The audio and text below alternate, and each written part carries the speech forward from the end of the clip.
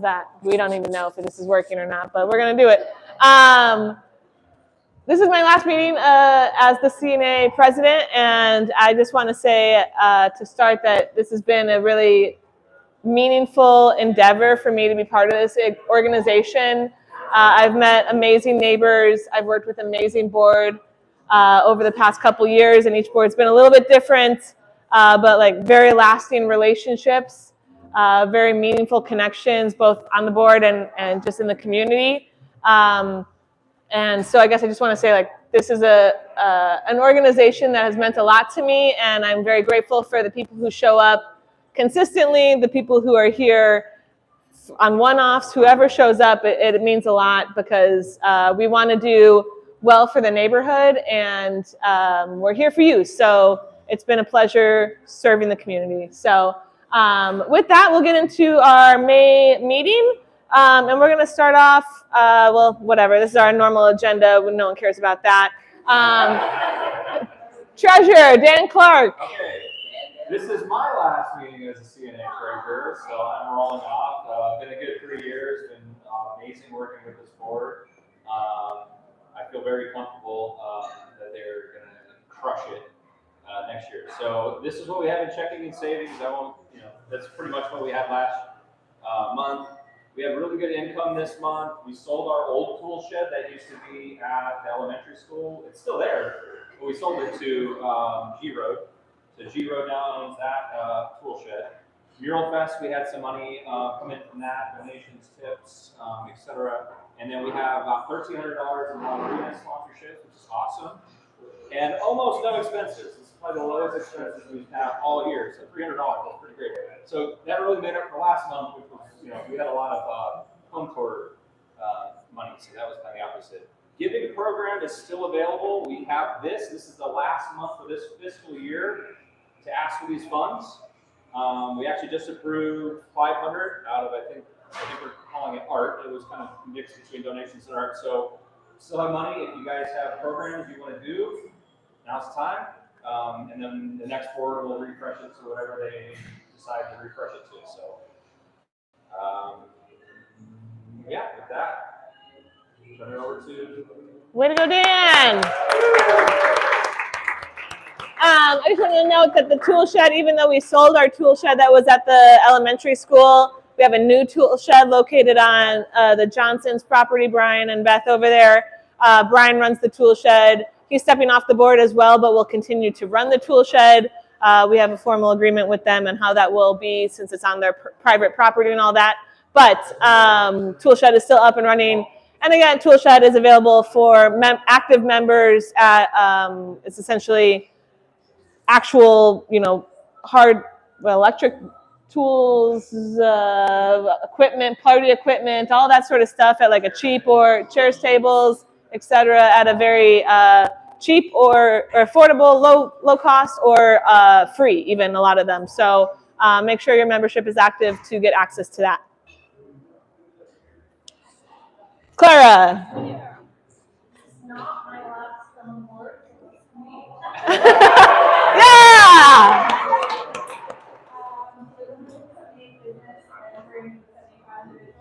I mentioned that there might be some more membership for the next one for leading project. So Thank you.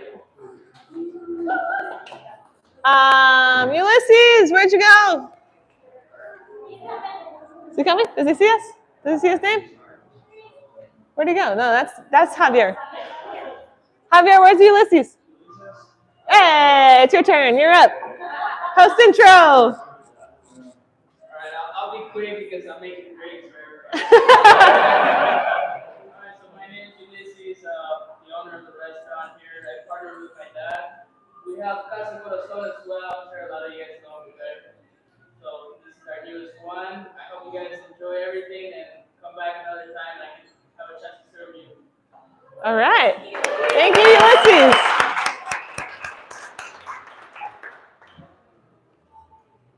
We had a couple recent events. I think it was technically at the end of March that we had our first Food Truck Friday. But we just had another one this past last Friday at Emerson. I don't have a picture from that, so this is from the one that was last one. But 2 food trucks, so we're trying to do like once a month. We'll see how the summer goes, but we have one on the next slide in May that I will talk about. We've had a good turnout with them, and it's just definitely been like a fun, easy thing for us to coordinate. So hopefully you guys are all seeing the notifications about that and coming out. It's been a good time. Front Porch Fridays is an ongoing, I guess, Food Truck Fridays. Essentially right now, our current trend is sort of like towards the end of the month that we've been planning them, but keep an eye out because that's subject to availability and coordination and all that. Front Porch Fridays is an ongoing effort that we've had just to have people present on their porches.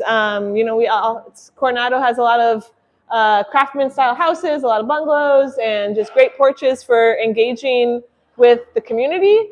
And that's kind of our purpose of this effort. And it's just an ongoing thing. If you're around and want to play your guitar, want to read a book, want to have a drink with your friend, just be out there and get, presence on the street to activate these amazing spaces that are part of our community and also meet some neighbors and stuff. So that's just an ongoing thing. And then a couple weeks ago, we had a cleanup at Virginia Park, which is under the cleanups are being organized under the safety committee, which has a couple updates that we'll get to in a minute. But that was a good showing. And yeah, so thank you to any of you who participated in that cleanup. Relatedly, upcoming events, again, Front Porch Fridays are ongoing. So tomorrow, if you're just hanging out on your front porch. I know it's starting to get a little bit warm, but, enjoy it while you can. And eventually we'll kind of discontinue this for the summer and pick it up again in the fall. But I think we got a couple more in us for Front Porch Fridays. But the big one is on Saturday on the 3rd from 5 to 8 at Virginia Park, which is over on 15th Street in Virginia. We are having our Lotteria night, which is essentially a bingo night.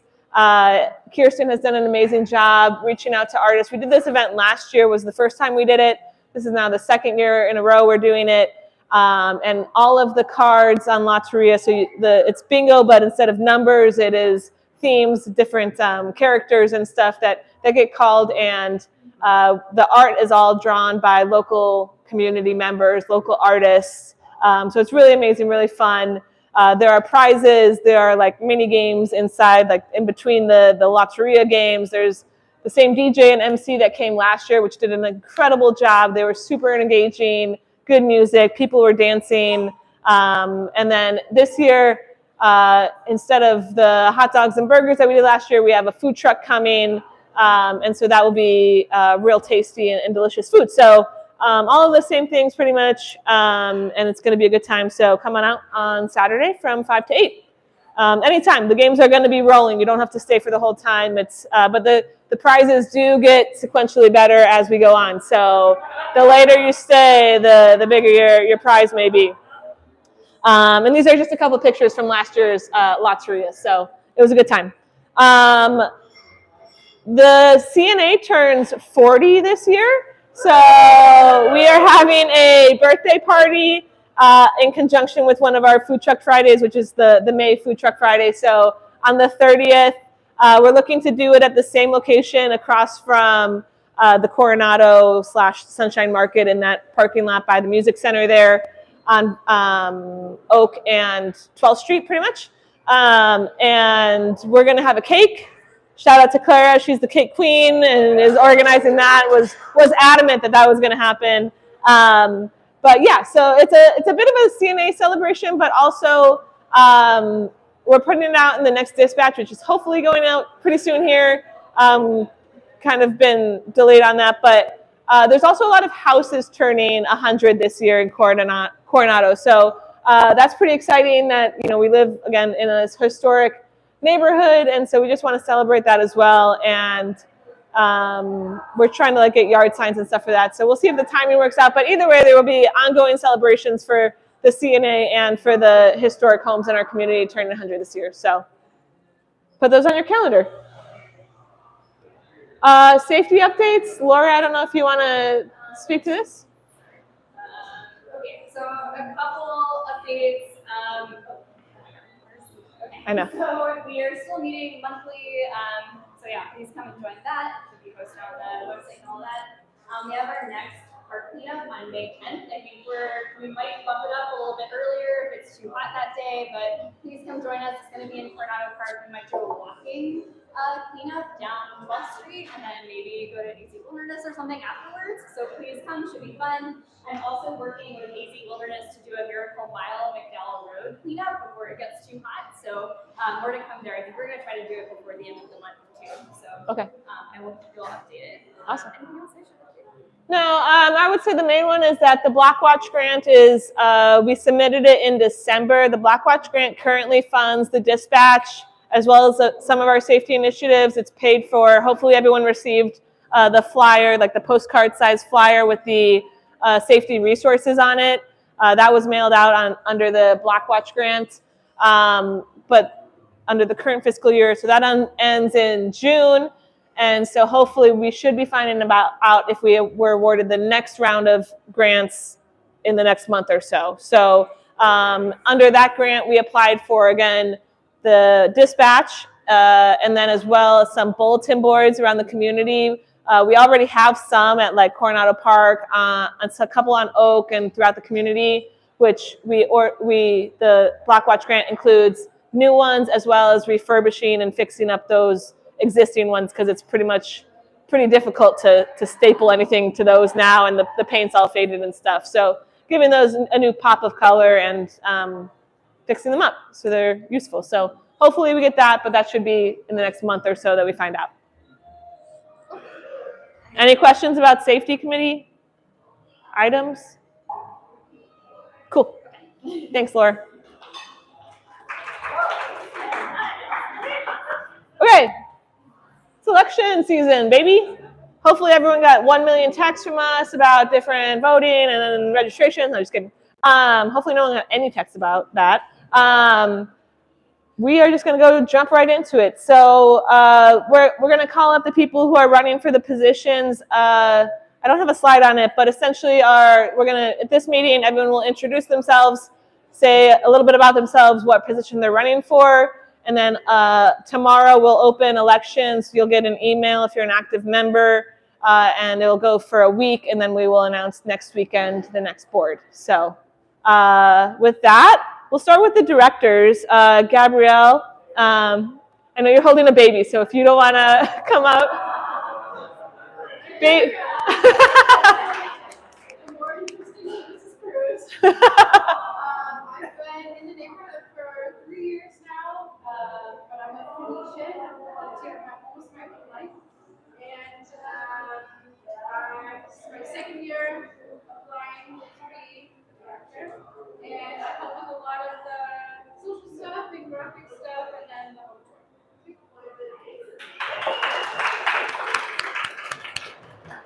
Good on the list. Marnie. I'm Marnie.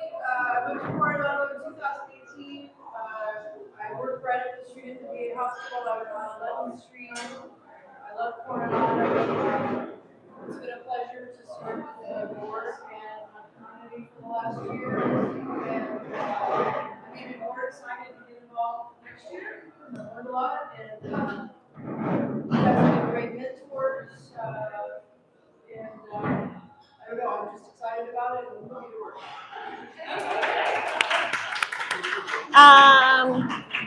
Kyle sent a video, which now I'm realizing the audio might just come out of my computer, which might be probably impossible to hear. So we'll just, oh wait, that only helps for the video. Hold on. Let's see if this works.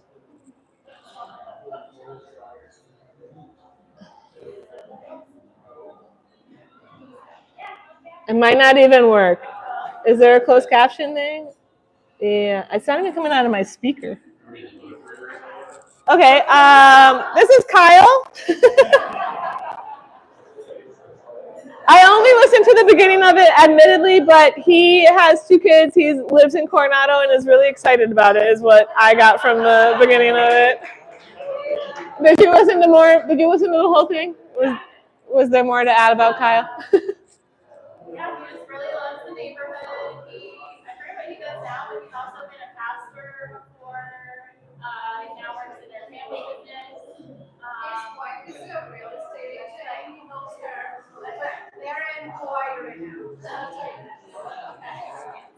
Excellent. And he was really excited to get involved, like, my kids around home tour. He's just been really good at engaging. Like, he lives near Oval Park, so really good about engaging that area, it sounds like.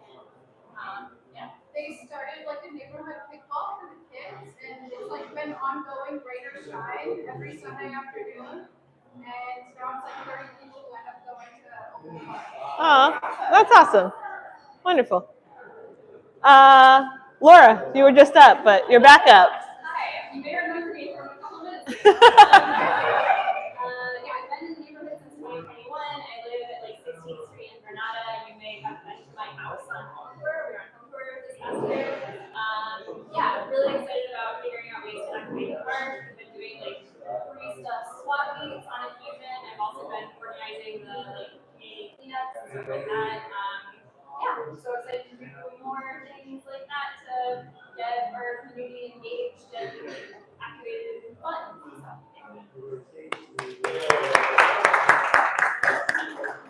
Paula.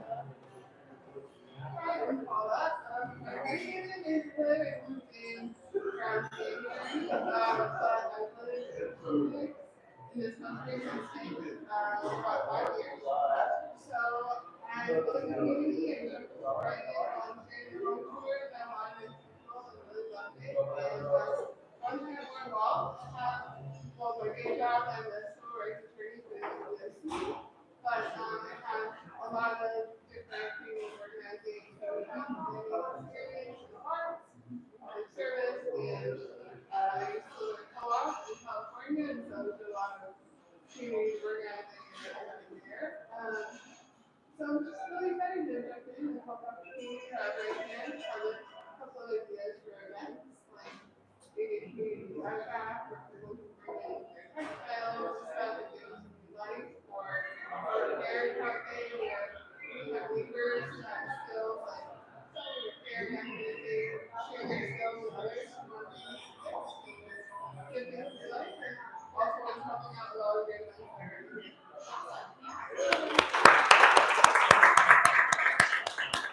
All right, we're gonna go back. We're gonna go the other way on this one. So, Allie. Hi, I'm Allie. I've been in the neighborhood for about 6 years. Spent the last year on the board. It's been a great time, really involved, especially with social media and helping out with the website, helping organize a bunch of events. This year, I think I really want to focus on really lowering any barriers that we have to entry. So both financially, maybe try to rework some things with how we do our contour right now. No promises, but would really like to bring some of this class out for folks. And also socially, I'm really interested in how we can help activate crowds that haven't really come together yet. So trying to think about that in different ways. And that's it.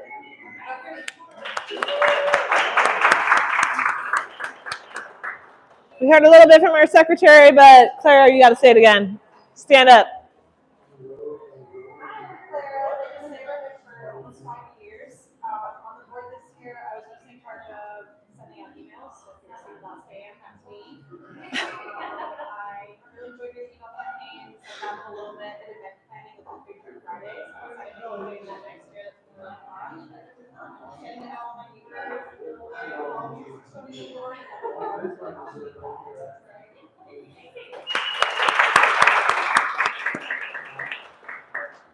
Carissa. Hello, I'm Carissa.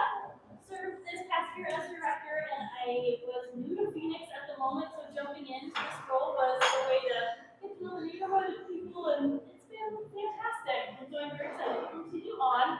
I am thinking vice president is definitely a place that I would like to be. I have great ideas in my mind, right? But a lot of that comes to work. We have such very creative individuals, artists in the neighborhood. I kind of like to have a hand in everything. I'm a good helper, right? Because that kind of assistant point of view. I'm here to do what needs to be done. I can lead if I need to lead, but I'm certainly happy just to let somebody take that path and do what needs to be done. So that is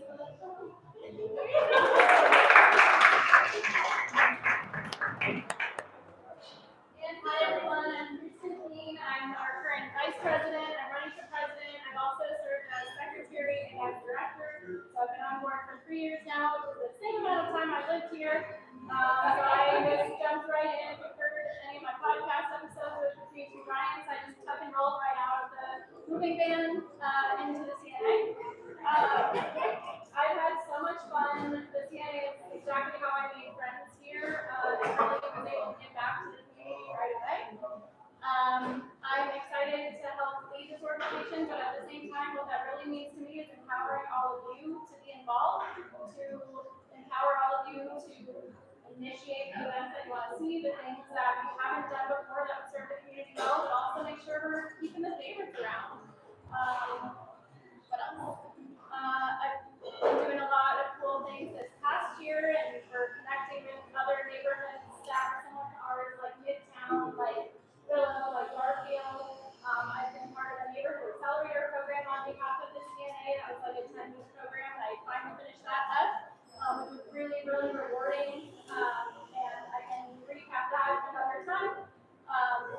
But please, get involved, vote for everybody here. It's kind of sad when you vote and don't vote for everybody, to some extent.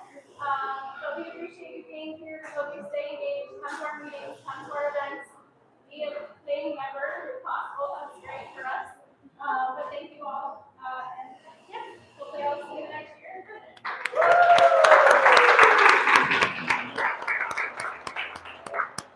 All right, thank you, candidates. I'm going to just echo what Kirsten said to the point of to the boards. Thank you for your time. I know how much work it is, and I'm very grateful for everyone who's committed to stepping up and contributing. And then also to other people, Scotty, Joey, Laura, you guys are not currently on the board and do so much for this community.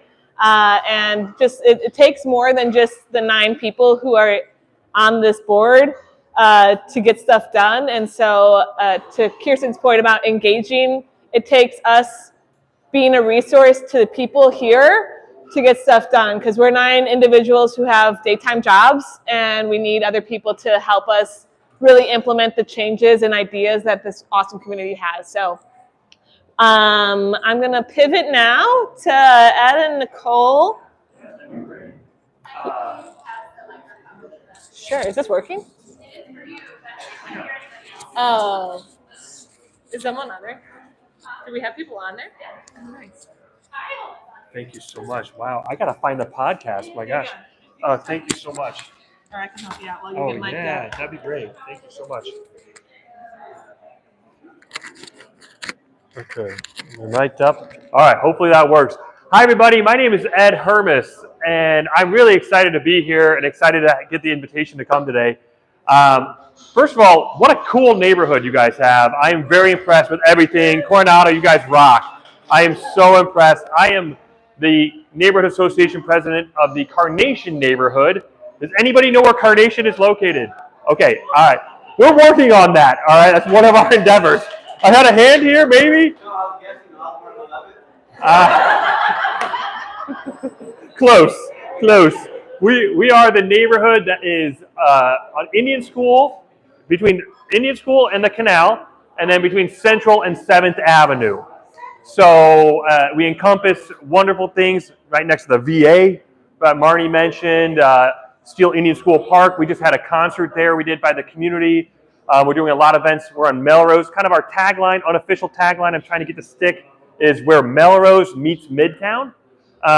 So it's kind of like right there. Anyways, I'm the president there, but man, I'm taking notes furiously of these things that you guys are doing, because it is phenomenal. And I wish our bank account was kind of as established, I'll say, as your guys' is. We're working on it. But I'm not here to talk about that. I'm here to talk about Osborne Road and the Committee to Improve Osborne Road. It's a community initiative that really started in the avenues, and now we're bringing it to the streets.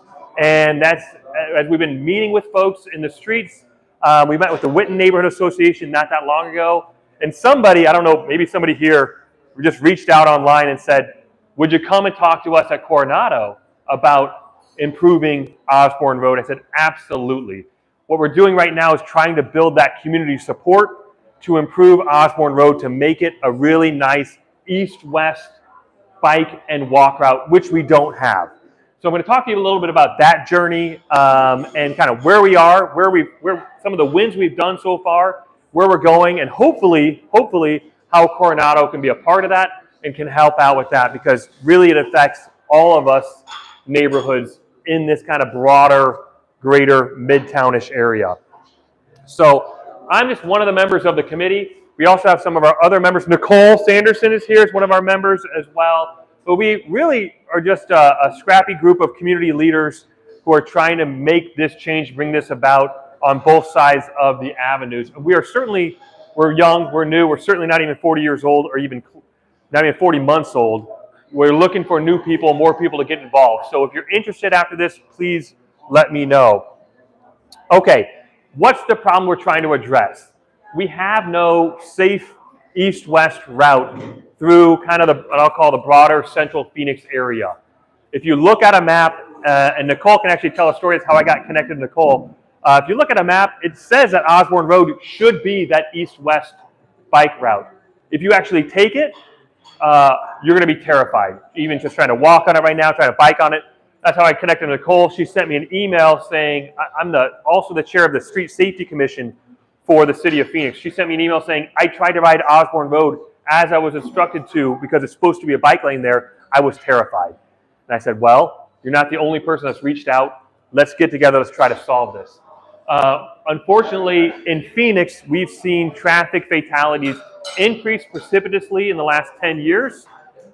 It's something that I'm sure everybody has been affected by at some level or another, whether it be a serious injury or a fatality. We've also seen some improvements, which I'll touch on a little bit. Like not too far from here, I took the ride here today, 3rd Street. We've seen some wonderful improvements in other areas, 3rd Avenue, right? But those aren't ubiquitous, those aren't yet connected. So the problem we're trying to solve is create a place that's safe for everybody, for every family, for every kid, to be able to walk and bike to get to where they need to go. So this is Osborne Road right now, right? Actually, this part right here, this is Osborne Road in the Avenue side. How I got involved in this issue is I have kids that go in the Osborne School District, to Encanto and Clarendon over there, which is on Osborne Road. These are some photos that I snapped in front of the school. That school got hit by a car at least twice a year. People would drive so fast on Osborne Road, jump the curb, hit the car, to the point where the school was talking about getting rid of some of the playground space in order to have more of a buffer because of that. I thought that was a terrible idea. The kids need the playground. I ran and joined the school board in 2020, and then I was knocking doors, doing that whole thing, talking to parents, talking to people. They said, we've got to address this issue. We've got to make it safer for kids to walk and bike to school. So we formed this little committee of parents and teachers and community leaders around that Encanto and Clarendon school. Here's another time the school actually got hit by a car going so incredibly fast it jumped 2 curbs and hit the car into a classroom. You actually had part of the car you can't really see it from this angle. Part of the car was inside the classroom. Luckily, it happened to be a early release day because this happened at 2:30 in the afternoon. Kids would have been there had it not been an early release day. So we said, we've got to address this problem. So what we did, we surveyed the community, we surveyed parents, and said, what are your views about why aren't you walking and biking to school? And really, a vast majority of families said it's because of speed, because of dangerous intersections, too much traffic. We just don't feel like it's safe. And as a parent, I totally get that because unfortunately, it is right now, the highest rate of tragic deaths of kids is in a car or car related. We also see our air quality getting worse, and we see speed being really that leading cause of deaths, both people inside and outside of a car. So the city of Phoenix has done some things, and as a community, we've done some things to try to address this issue. I'll kind of cover them briefly. 2014, the city of Phoenix passed what's called a comprehensive bicycle master plan to try to make our communities around here more connected. In 2050, those of you who have been around for a while probably remember we passed a tax increase to fund the improvements to our bike infrastructure, to our bus infrastructure, and also light rail. 2022, City of Phoenix passed a Vision Zero, saying we want to achieve 0 deaths and serious injuries on our streets. And then I mentioned our little committee that we created in the Osborne School District to try to address these things as well. And now more recently, this kind of community-focused committee to improve Osborne Road. I'm going to cover these a little bit because if you're ever interested, they're a great read. These things are online. I'm just going to take a couple snippets as it relates to Osborne Road. The Bike Master Plan went through, got community support. The City Council passed it and said, where do we really need to see these improvements? They ranked them, 80 different segments where needed improvements to be more walkable, more bikeable. Of those 80, the fifth most important one is Osborne Road. Between, really they're calling out between the 51 and the I-17 specifically. Anybody want to guess what the number one was? 3rd Street. 3rd Street was number one. 3rd Street was number one. And that's a discussion for another day, but of course you guys have seen 3rd Street did get those improvements. That came out of this Bike Master Plan and the funding that we'll talk about. Those improvements, unfortunately, those of us that work downtown, you know, they stop at like Roosevelt. There are some plans to extend that down through downtown. We're hoping and praying that happens. That's a discussion for another day. But today we're focused on Osborne Road. So the following year, knowing that these improvements have to get funded some way, the voters in Phoenix passed Phoenix T 2050, not 250, sorry, that's a typo, Phoenix T 2050. And this part of it, as it relates to bike lanes, the funding was meant to close those infrastructure gaps that you see around the city, right?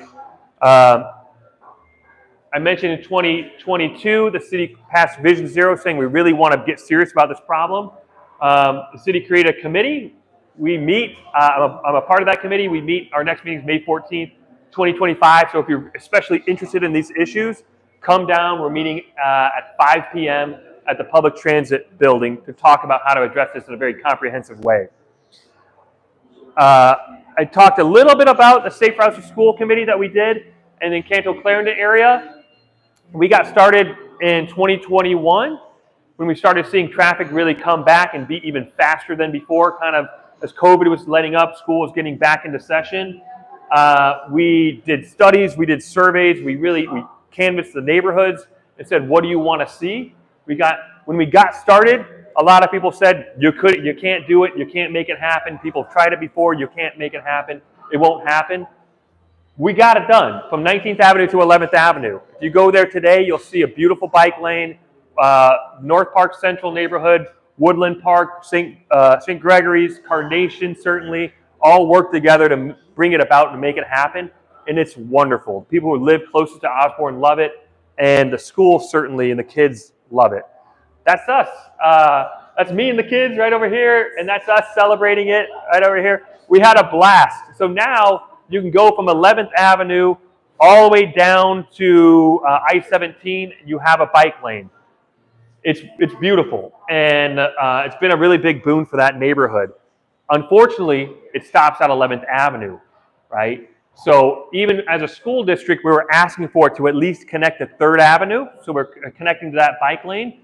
The city said, hold on, we just want to deal with this in chunks and in segments. But if there's community support for it to extend it down, absolutely. We are interested in doing that.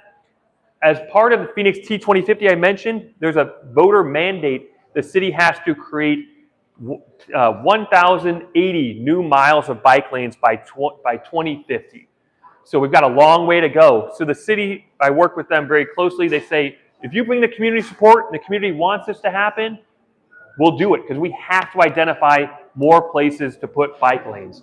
So with this piece, the community on the Avenue side got really energized to say, we want to see this happen. We want Osborne Road to be safe, kind of like this, all the way down from now 11th Avenue to 20th Street. We know that not only is it good for families and people that want to bike and walk around and walk to school, it's good to reduce crashes. This is the data that Nicole pulled together from 3rd Street. When they put the 3rd Street bike lane in, you guys I'm sure have seen, crashes went down significantly. Design changes do work and make the community safer for both non-motorists and motorists alike, is making the community safer. The city, years ago, put together a preliminary plan for Osborne Road. Preliminary being kind of the operative word here. this is 19th Avenue. This is, if you can't see, this is 20th Street. And kind of a little bit of a different design in these flank segments than kind of this middle segment. But the concept is to do sidewalk improvements as well as bike lane buffered with having a car lane in a middle turn lane. This is a segment that is in this middle section from 16th Street to 7th Avenue. Look a little bit different. 2 westbound lanes, 1 eastbound lane, middle turn lane, striped bike lane, and existing sidewalks. If you or improved sidewalks. If you've ever been over here in this segment specifically, I met with the Witten Neighborhood Association. That's these guys. They're like, you can't cross the street. It's very unsafe. There's no sidewalks over here on this side, and it's very uncomfortable to walk or bike on or be on with a family. They're very excited about being a part of this coalition to make this happen, but we know we need a lot of support. This is preliminary. Right now, we're just trying to get the ball rolling. If we do that, then the city will actually come out, have community meetings, take feedback, look at each one of these segments, really break it down on really a 100-yard by 100-yard process to make it just be what the community wants. Okay, where do you come in? And then I'll take questions if there's still any time. I don't know. But we're looking for community support, both from the neighborhood association level. We've had neighborhood associations send letters and do resolutions, which I can send you examples of if you're interested, if you're on board. Right now, they're very, I won't say vanilla, but they're very broad to say, we want to see this type of change happen. We want to be a part of what that change looks like and provide feedback for that. None of that's set in stone yet, but we need to start that process. It's about a 2-year process at least, and we want to get that process started. We're also looking for individuals who are interested and excited about this type of work to get it more involved as well and write individual letters. So we're looking for support all around. All right. Let me stop there because I have no idea if I'm over my time, and take any sort of questions. First of all, Nicole, did I forget anything? No, I think you covered it. And I passed out this handout. So I reached out to the state DOT and got some data, real crash data for the whole state. And I made a little tool, and I'm going to, if CNA is interested in using this at any point, I can help you guys analyze like where the injuries are in your neighborhood and things like that for future projects.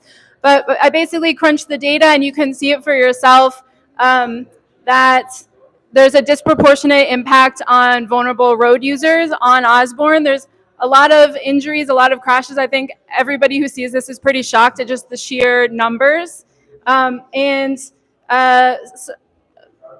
We would like to see Osborne and the adjacent neighborhoods get the same benefits that we've seen on the other roads where better infrastructure has been installed. So if you have any questions about the data or you want to do anything with your neighborhood using the data, you can reach out and let me know.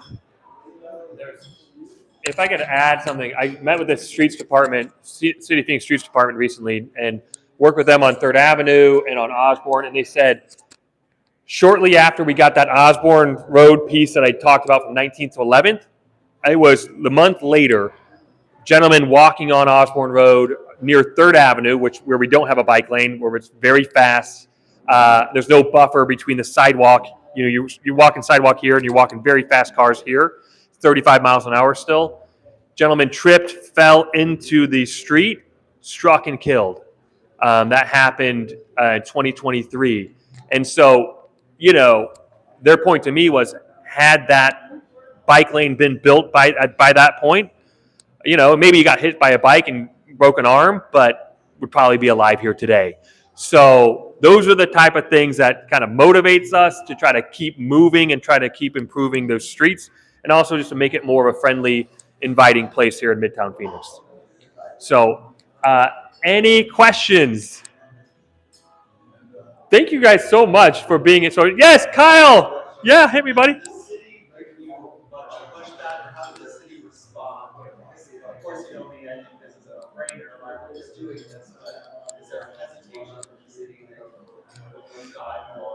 There was hesitation from the city to do more. I wanted to do, because nobody drives or bikes or even really walks at like 0.7 mile at a time, like maybe drag racers, I don't know.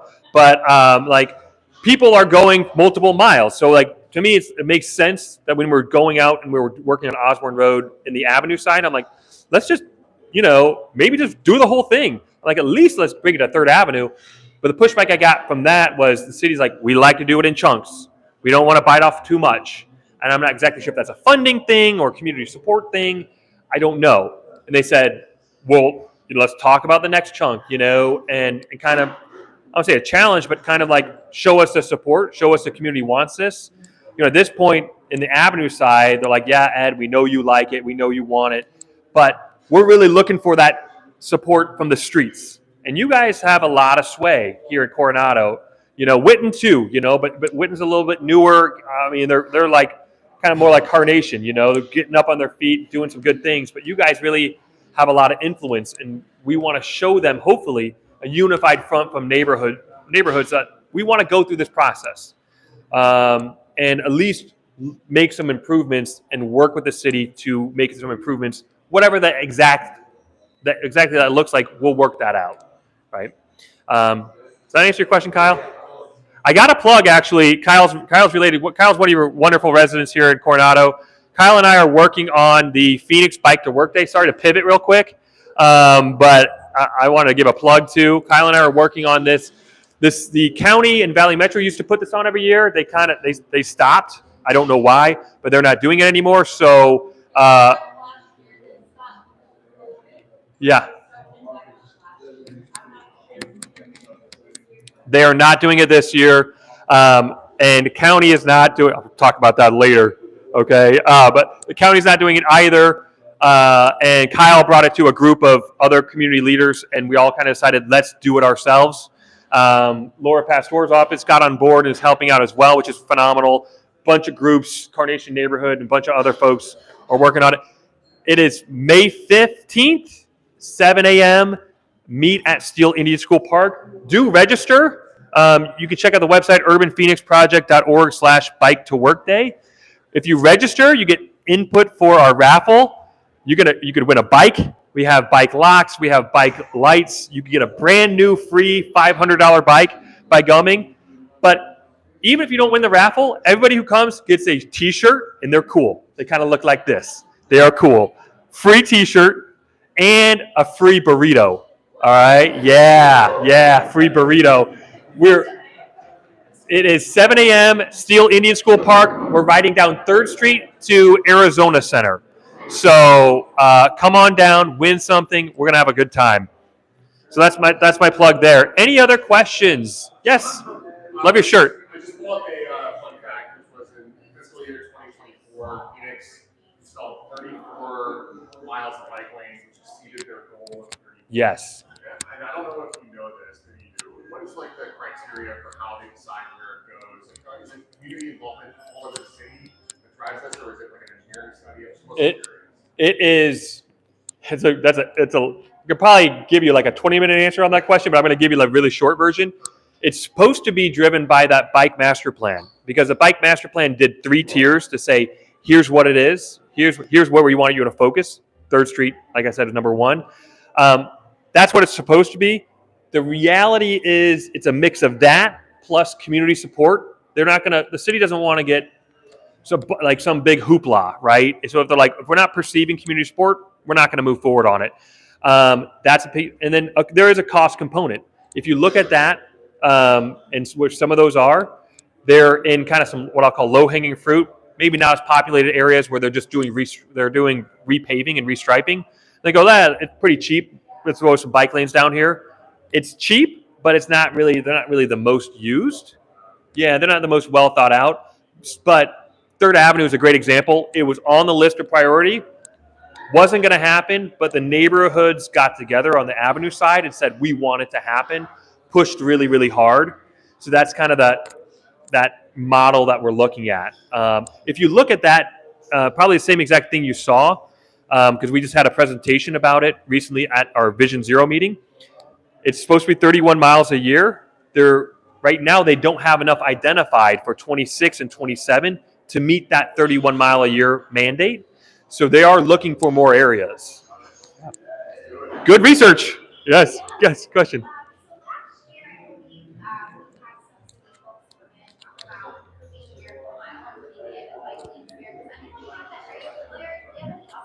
Yes, I do. I do. It's tragic, and I'm not happy about it.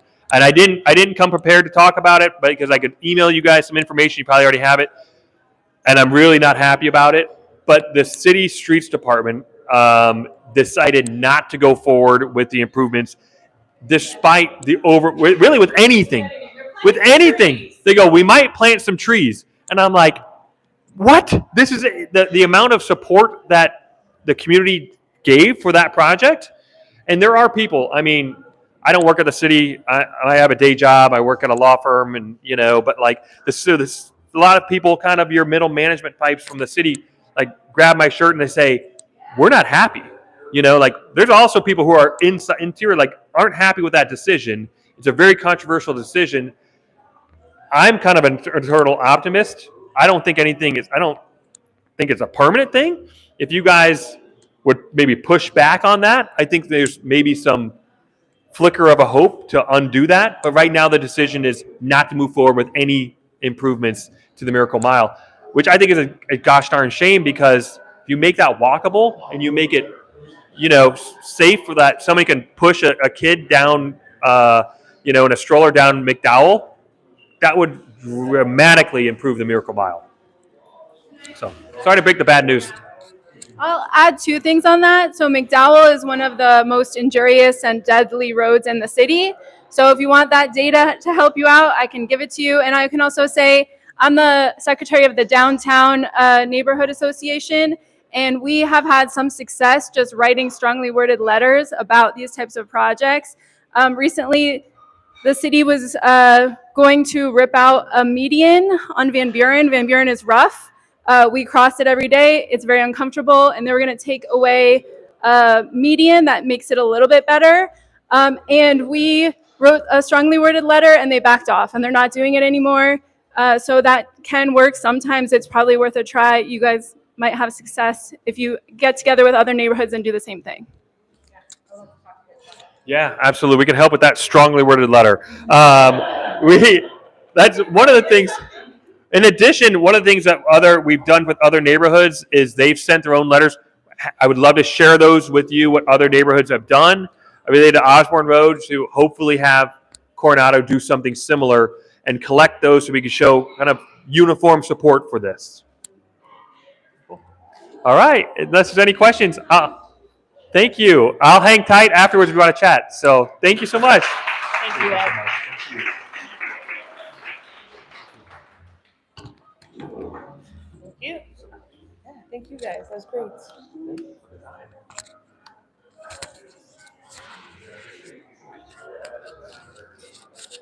Look at those animations. It's a little squiggly. We're going to open it up to any general questions, comments, ideas. Thank you for bringing up the McDowell project, Donna. That is something that both personally and as the CNA, I think we should respond to, because there was a lot of neighborhood support for something different. So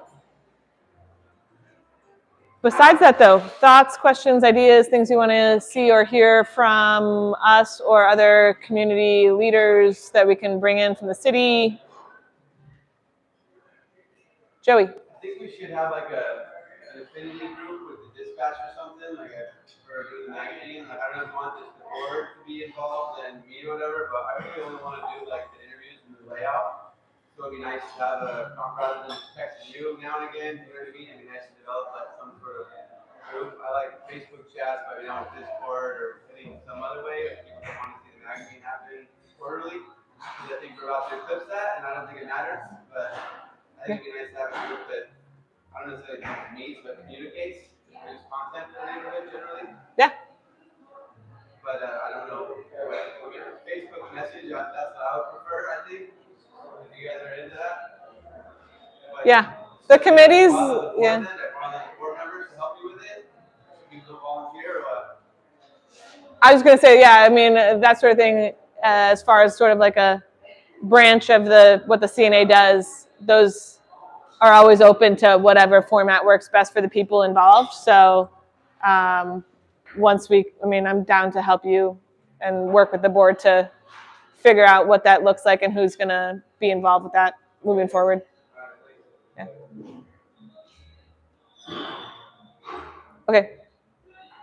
My parting remarks. I know I said at the beginning that this is my last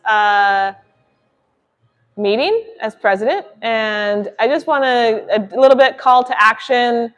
I know that a lot of people here are obviously currently on the board, running for the board, have been on the board, participate in the sort of committees that we have and organizing the dispatch and all that. But again, this is really a community that works well and gets a lot done and is exciting because everyone wants to contribute.